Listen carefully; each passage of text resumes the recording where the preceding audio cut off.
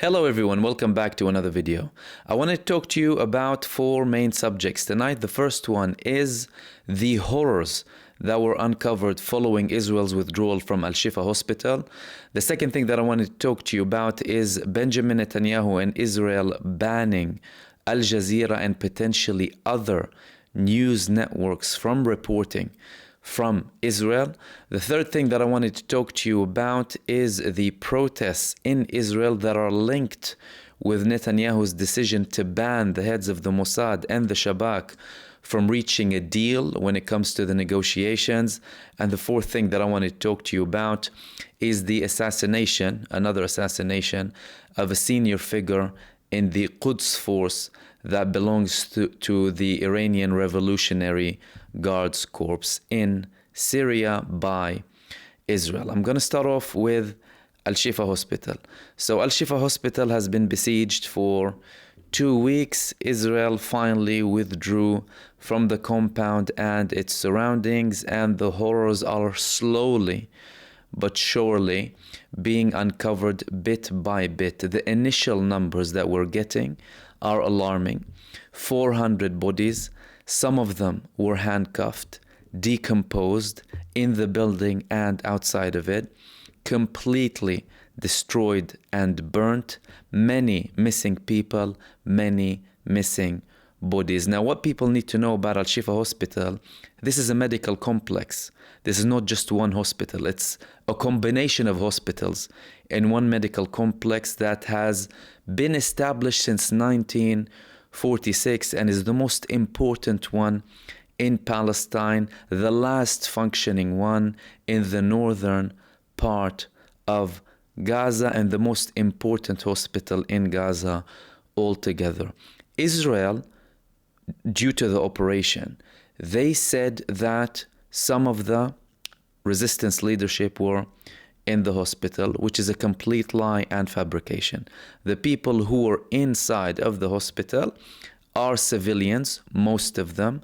Some people who are related to the civil services in Gaza, including the police, were there. People who were ensuring the delivery of aid from the southern parts of Gaza to the northern parts of Gaza. These people did very important work when it comes to processing the aid and not allowing people to have certain measures that would ban the aid from reaching the people and selling it for high prices, etc., for the population.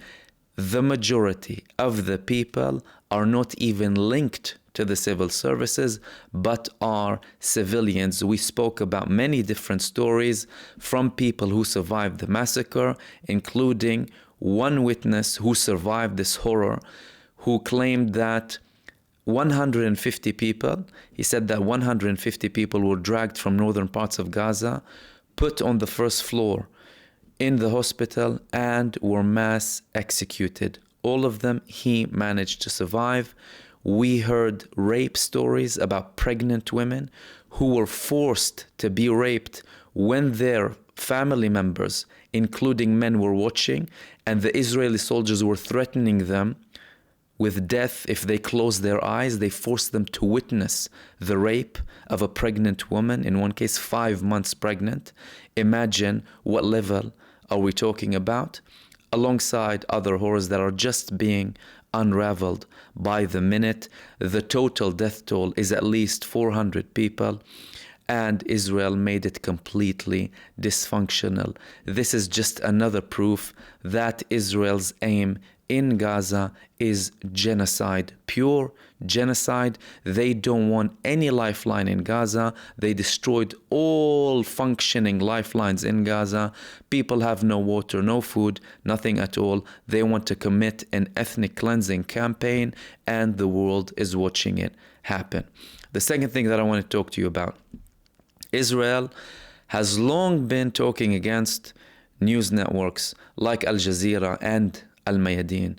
In Israel today, they passed a law, passed by 71-10, a vote in the Knesset that gives the Prime Minister and the Communication Minister the authority to order the closure of foreign networks operating in Israel and confiscate their equipment if it is believed that they pose harm to the state's security. Al-Jazeera has been operating in Israel for over 2 decades. They operate in a legal manner. They follow Israeli law. It's a simple move from Israel to silence any sort of media outlet that is providing any ounce of truth to what's happening on the ground. Many other networks following Al-Jazeera might follow. They started off with Al-Mayadeen. Now they are going to take down Al-Jazeera. Any other network that will publish or say anything that contradicts the Israeli narrative and is deemed to harm the state's security, and that's obviously a very open and broad term that can be interpreted in many ways, is at risk of being shut down. The simple reason Israel wants to do this is to stop people from knowing what's actually happening on the ground in Israel altogether and in Gaza. Particularly, this act is going to be limited to an extent because they're reporting from Gaza, for example, or the West Bank. You could have a bit more problems there, but inside of Israel, they have the capacity to shut everything down, and to a very high extent in Gaza and the West Bank as well. Which leads me to the following subject that I wanted to speak about. Tens of thousands of Israelis protesting. Nothing new, but the protests are increasing. Now they're not only calling for a ceasefire, they're calling for resignation. They're calling for new elections. People in the political class in Israel are calling for early elections, and they are fuming at Benjamin Netanyahu following reports in Israel that Benjamin Netanyahu is banning the head of the Mossad and the head of Shabak from reaching a deal. There were reports in Israel that they preliminarily agreed on a deal. They said we can go ahead with this deal. Benjamin Netanyahu refused. He said, you don't know how to deal with Hamas. I know how to deal with Hamas. And they asked him for further powers to try and reach a deal. The heads of the Mossad we're talking about and the Israeli Shabak, the two most important intelligence bodies in Israel. And he refused, and people are fuming because to them he is directly contributing to the continuation of the suffering of the families whose prisoners are in Gaza, and obviously the continuation of this genocide, which is making Israel an untenable entity and a pariah state that is not suitable to exist. The fourth thing that I want to talk to you about is yet another assassination, but we have an escalation with this assassination. So Israel killed Muhammad Rida Zahdi, who is a senior figure in the Iranian Revolutionary Guards Corps, Quds Force particularly, that's in charge of overseas operations, and they killed a further 8 people with him in an attack on the Iranian consulate, very close to the Iranian embassy. This is a very serious escalation because now you're talking about consulates potentially targeting the embassies. You're talking about, in terms of international law, breach of several conventions, and this could be considered Iranian territory. This proves again that Israel acts as a regional bully. They do as they wish. They don't have condemnation from any other country.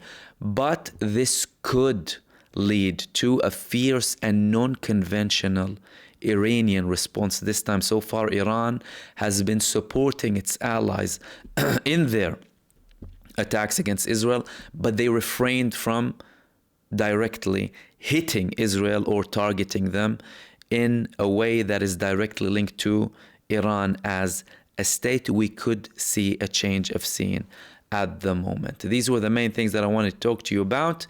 And in my live stream tonight at 10 p.m. BST, I will also be talking about the increased and unprecedented attempts in terms of level and resources provided for them of Israel to shut down any sort of criticism against them on social media. This is also linked to what's happening with the censorship inside of Israel of networks that are reporting about this genocide. So join me at 10 BST. Members and subscribers can obviously participate as well. It'll be an open conversation, ask questions too. And I will see you soon in the next video. Take care.